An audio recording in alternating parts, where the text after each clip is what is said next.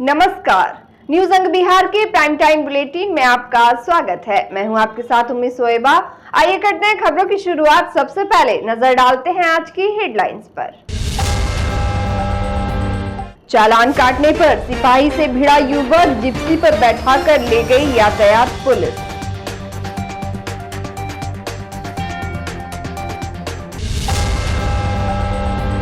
Dengue के डंक से हर घर के लोग परेशान, मॉक ड्रिल कर सफाई कर्मियों को दी जा रही जानकारी।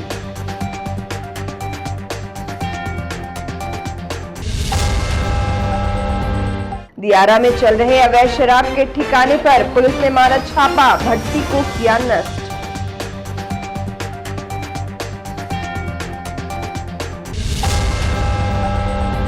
स्कूल की छुट्टी के समय घंटाघर से कचहरी चौक तक नहीं चलेंगे टोटो, शहर को जाम से छुटकारा दिलाने की चल रही कवायद।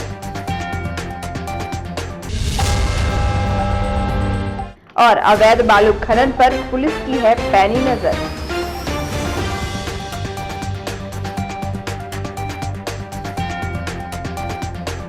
और अब समाचार विस्तार से। भागलपुर के समाहरणालय स्थित कचहरी चौक पर चेकिंग के दरमियान एक युवक यातायात में तैनात सिपाही के साथ हाथापाई पर उतर आया। दरअसल सनहौला के रहने वाले अनूप कुमार का पेंडिंग चालान दोपहर में ही ट्रैफिक पुलिस ने काट दिया था, जिसके बाद व्यक्ति कहीं चला गया। वहीं कुछ घंटे बाद व्यक्ति वापस आया और ट्रैफिक में तैनात सिपाही अमलेश कुमार से यह कहकर भिड़ गया कि उसका चालान क्यों काट दिया गया। इसके बाद दोनों में हाथापाई शुरू हो जाती है। वही घटना की जानकारी पुलिसकर्मी ने वरीय पदाधिकारी को दिया, जिसके बाद व्यक्ति को जोगसर थाना भेज दिया गया और विधि सम्मत कार्रवाई करने की बात कही गई। इस संदर्भ में ट्रैफिक इंस्पेक्टर ब्रजेश कुमार ने इसको लेकर कुछ भी बताने से इनकार किया। जिले में डेंगू का प्रकोप थमने का नाम नहीं ले रहा है। मरीजों की संख्या में कमी आने के बदले रफ्तार बढ़ गई है। आलम यह है कि घर घर डेंगू से संक्रमित मरीज पाए जा रहे हैं। अस्पताल और जांच घरों में काफी भीड़ देखी जा रही है। इस वर्ष डेंगू के मरीज में कई तरह के लक्षण पाए जा रहे हैं। शहरी क्षेत्र से ज्यादा ग्रामीण इलाके के लोग इसकी चपेट में आ रहे हैं। कारण यह है कि मोहल्ले में जल जमाव और सड़कों पर पसरी गंदगी। जिला प्रशासन की से चाहे कितनी भी व्यवस्था की जा रही हो, लेकिन जब तक गंदगी से निजात नहीं मिलेगी तब तक डेंगू के संक्रमण से निजात मिलना मुश्किल है। लेकिन शहर में सफाई व्यवस्था ऊंट के मुंह में जीरा साबित हो रहा है। ज्यादातर मोहल्ले और मुख्य सड़कों पर कूड़े कचड़े बिखरे पड़े हैं, लेकिन नगर निगम का सुस्त रवैया अब भी जारी है। गंदगी और जल जमाव के कारण बढ़ती जा रही बीमारी के बावजूद नगर निगम सचेत नहीं है। पिछले 2 महीने से भागलपुर में डेंगू का खतरा बना हुआ है। वहीं भागलपुर के जवाहरलाल नेहरू चिकित्सा महाविद्यालय अस्पताल एवं सदर अस्पताल में तकरीबन 200 डेंगू के मरीज भर्ती हैं, जिसमें आधे से ज्यादा मरीज 12 वर्ष से कम उम्र के बच्चे हैं। जानकारी के अनुसार अभी तक पूरे भागलपुर में 700 से ऊपर डेंगू के मरीज पाए गए हैं, जबकि 2 बच्चे सहित 6 लोगों की मौत भी हो चुकी है। इसको लेकर नगर निगम में नगर आयुक्त डॉक्टर योगेश कुमार सागर ने आज सभी 51 वार्ड के सफाई कर्मियों, मुंशी एवं कई विभाग के लोगों के साथ बैठक की। इसमें जिला स्वास्थ्य विभाग के अधिकारी एवं कर्मी भी मौजूद थे। इस दौरान मॉक ड्रिल कर हर वार्ड में किस तरह फॉगिंग और ब्लीचिंग का छिड़काव किया जाए, इसके बारे में सफाई कर्मियों को बताया गया। वही डॉक्टर योगेश सागर ने कहा कि नगर निगम इसके लिए तत्पर है। उम्मीद है जल्द भागलपुर से डेंगू का प्रकोप समाप्त होगा। साथ ही नगर आयुक्त डॉक्टर योगेश सागर ने लोगों से अपील करते हुए कहा कि अपने आसपास जल जमाव न होने दे, साफ सफाई रखें और बच्चों को फुल बांग का ही कपड़ा पहनाएं, जिससे डेंगू से बचाव हो सके। भागलपुर के नाथनगर पुलिस ने शंकरपुर दियारा इलाके में अवैध शराब की भट्टी को नष्ट किया और मौके पर 30 लीटर देशी शराब को बरामद कर लिया है। इसको लेकर नाथनगर थाना अध्यक्ष मोहम्मद मेहताब खान ने बताया कि शंकरपुर में एक तस्कर के द्वारा अवैध शराब बनाने की सूचना मिल रही थी। मामले के सत्यापन के लिए जब ALTF के साथ छापेमारी की गई तो लगभग 300 लीटर अर्धनिर्मित और 30 लीटर निर्मित शराब बरामद हुआ। अर्धनिर्मित शराब को वहीं पर नष्ट कर दिया गया, जबकि शराब तस्कर की तलाश की जा रही है। साथ ही थानाध्यक्ष ने बताया कि यह मुहिम लगातार जारी रहेगा। भागलपुर शहर में स्मार्ट सिटी के तहत कई कार्य चल रहे हैं, लेकिन अभी भी शहर स्मार्ट नहीं हो पाया है, जबकि करोड़ों रुपए शहर के सौंदर्यीकरण पर खर्च हो गई है, लेकिन अतिक्रमण के चलते शहर रेंगता हुआ नजर आ रहा है। आए दिन लोगों को जान से निजात दिलाने के लिए पुलिस प्रशासन को एड़ी चोटी एक करनी पड़ रही है। स्कूली बच्चे घंटों सड़कों पर फंसे रहते हैं। इसको लेकर यातायात पुलिस एक खास मुहिम जल्द ही शुरू करने जा रही है, जिसको लेकर आज भागलपुर समाहरणालय स्थित समीक्षा भवन में एक अहम बैठक रखी गई। इस बैठक में यातायात डीएसपी, यातायात इंस्पेक्टर सहित यातायात से संबंधित सभी पदाधिकारी उपस्थित थे। इस दौरान शहर में जाम की हो रही समस्या समेत कई विषयों पर चर्चा हुई। साथ ही यह भी निर्णय लिया गया कि सड़क दुर्घटना से पीड़ित लोगों को जल्द से जल्द मुआवजा दिलाई जाए। इस केस को अनुसंधान करने वाले जो भी अधिकारी रहेंगे वे जल्द से जल्द इस पर संज्ञान लेकर पीड़ित को मुआवजा दिलाने का काम करेंगे। यातायात इंस्पेक्टर ब्रिजेश कुमार ने कहा कि शहर में जाम की समस्या को लेकर रूट में कुछ बदलाव किए गए हैं। उन्होंने बताया कि कुछ मार्ग पर स्कूल के छुट्टी के समय टोटो का परिचालन नहीं होगा।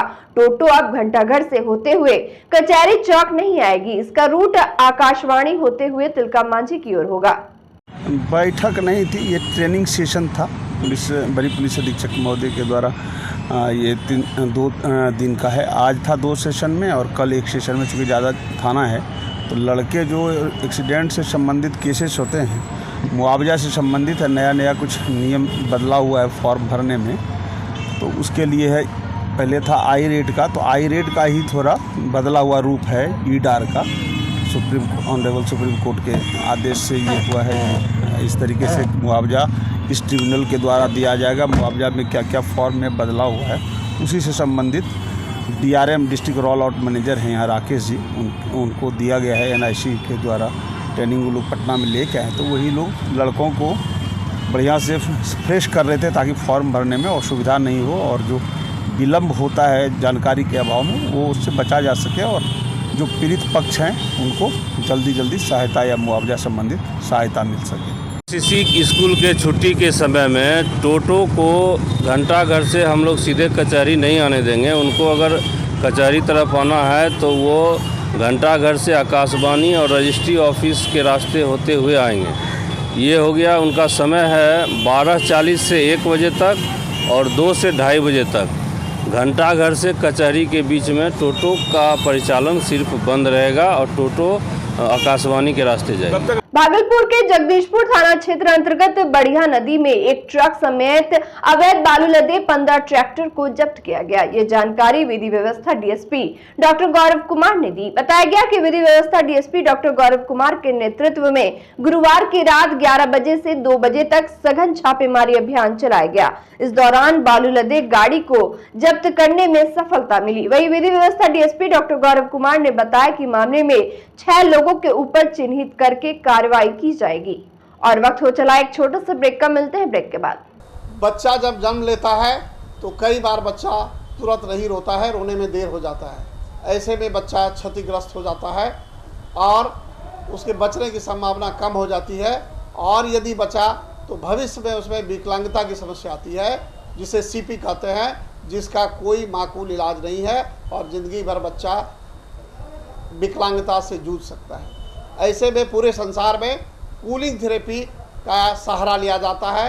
जन्म से ठीक 6 घंटा के अंदर यदि उसको कूलिंग थेरेपी दिया जाए तो उससे उसका सीपी की समस्या कम होती है और बचने की भी संभावना बढ़ती है। पहली बार बिहार झारखंड में आपके शहर के स्नेह नवजात शिशु बाल सेवा केंद्र में यह मशीन उपलब्ध है। कभी भी ऐसी बात हो कि बच्चा रोने में विलम्ब हो गया तो आप स्नेह नवजात शिशु बाल सेवा केंद्र में जरूर संपर्क करें।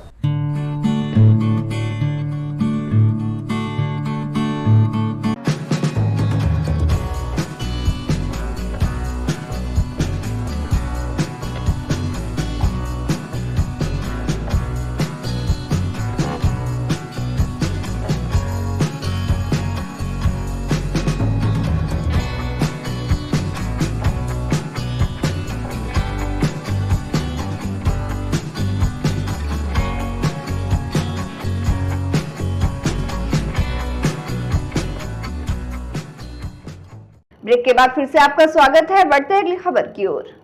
भागलपुर के सुल्तानगंज में भाद्र पूर्णिमा को लेकर गंगा स्नान कर जल भरने वाले श्रद्धालुओं की भीड़ गुरुवार को गंगा तट पर लगी रही। गुरुवार की देर शाम से शुक्रवार की सुबह तक कांवड़ियों के गंगा स्नान की प्रक्रिया चलती रही। शहर का चप्पा चप्पा कांवड़ियों से भर गया, जबकि जगह के अभाव में कांवड़ियों को ठहराव में परेशानी भी हुई। कई कांवड़ियों ने थाना परिसर सहित नई सीढ़ी घाट अजगैबीनाथ पुल पर भी अपना बसेरा लगाया। इस दौरान पूर्णिया जिला से आए कांवड़िया ने बताया कि वह लोग पिछले कई वर्षों से भाद्र पूर्णिमा में गंगा स्नान करने अजगैबीनाथ धाम आते हैं। वही भीड़ के बावजूद पुलिस व्यवस्था, सफाई व्यवस्था को छोड़ कोई व्यवस्था नहीं की गई थी। वही भाद्र पूर्णिमा के अवसर पर उमड़ी भीड़ ने सावन सोमवारी भीड़ को भी पीछे छोड़ दिया था। गंगा घाट पर जल संकल्प कराने वाले पंडितों के अनुसार लगभग 1 लाख से अधिक कांवड़ियों ने भाद्र पूर्णिमा के अवसर पर अजगैबीनाथ धाम से गंगा जल उठाकर बाबा धाम के लिए प्रस्थान किया। भागलपुर के पिरपैती स्थित प्रखंड उत्क्रमित उच्च माध्यमिक विद्यालय सीमानपुर में भारत स्काउट और गाइड का दीक्षांत सह समापन समारोह का आयोजन किया गया। कार्यक्रम का उद्घाटन प्रधानाध्यापक मनीष कुमार, शिक्षिका बबीता सिंह, अनीता सिंह, काजल कुमारी, परमिंदर सिंह, रमेश कुमार, शंभू रामा, विनोद कुमार, मोहम्मद मेराज आलम और स्काउट के जिला प्रशिक्षक मुकेश आजाद ने संयुक्त रूप से दीप प्रज्वलित कर किया। वही 78 स्काउट गाइड के बच्चों को स्कार्फ, बैच और प्रमाण पत्र देकर सम्मानित किया गया। साथ ही प्रशिक्षक ने नीले झंडे तले समाज सेवा, देश सेवा और दूसरों की सहायता के लिए प्रतिज्ञा दिलाई। इस दौरान विद्यालय की छात्रा भारती, अंजलि, रश्मि, अंजू, सलोनी, अनीशा, रुचि ने स्वागत गीत की प्रस्तुति दी। प्रधानाध्यापक मनीष कुमार ने कहा कि आज के समय में स्काउट गाइड प्रत्येक विद्यालय में होना जरूरी है, जिससे विद्यार्थी के जीवन में शारीरिक, मानसिक और नैतिक विकास होता है। वही प्रशिक्षक मुकेश आजाद को प्राचार्य मनीष कुमार ने डायरी और पेन देकर सम्मानित किया। भारत स्काउट एंड गाइड का जो प्रशिक्षण हुआ काफ़ी अच्छा हुआ और ये जो बच्चे विद्यालय के बच्चे जो भाग लिए इसमें, उनको शुभकामना है विद्यालय परिवार की तरफ से कि वो जो है आगे बढ़ें और इसी तरह से विद्यालय का नाम और स्काउट एंड गाइड का नाम जो है रोशन करें। मुकेश जी को भी धन्यवाद जो उन्होंने अपना कीमती समय निकाल कर जो है यहाँ के बच्चों को प्रशिक्षित किया। और अंत में चलते चलते फिर से नजर डालते हैं आज की हेडलाइंस पर।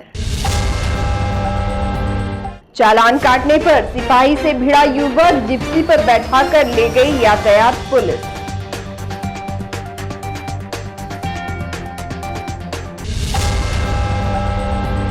डेंगू के डंक से हर घर के लोग परेशान, मॉक ड्रिल कर सफाई कर्मियों को दी जा रही जानकारी।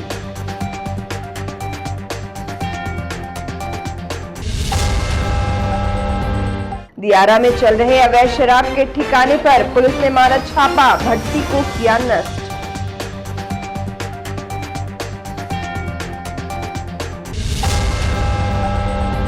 स्कूल की छुट्टी के समय घंटाघर से कचहरी चौक तक नहीं चलेंगे टोटो, शहर को जाम से छुटकारा दिलाने की चल रही कवायद। और अवैध बालू खनन पर पुलिस की है पैनी नजर।